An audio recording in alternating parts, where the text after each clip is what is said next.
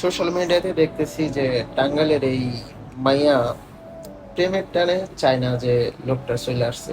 তো আসলেই কিছুদিন পর যদি আপনারা শুনেন যে এই মেয়েটারে বিক্রি করে দিছে বা নিয়ে মাইরা ফেলাইছে বা কোনো হোটেলে কাজে লাগাই দিছে, তখন আপনার অবাক হলেও আমি কিন্তু অবাক হব না।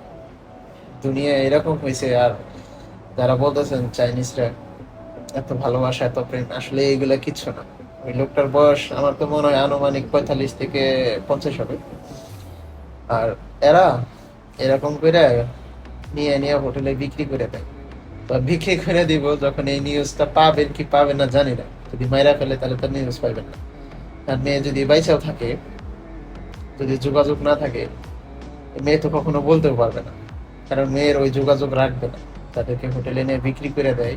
এদের এইরকম কোনো পরিস্থিতি থাকে না যে ও পরবর্তীতে জানাবে বা কারো কাছে শেয়ার করতে পারবে। তার আগে মেয়েরা ফেলবে, বিক্রি করে দিলে যেই কাজে নিব। তো এত খুশি হওয়ার কিছু নাই। আর বাবা মা বাড়ির পাশে বিয়ে দিয়েই মাইয়া ঠিক রাখতে পারে না, মাইরা ফেলায়। আর একটা ছেলে চিনে না জানে না চায়না থেকে আসছে না কোথেকে আসছে, তার কোনো গ্যারান্টি আছে? বাইরে ভালোবাসা, ভালোবাসা বাইরেই বোঝো, এখন দেখবো যে নিয়ে হোটেলে বিক্রি করে দিচ্ছে।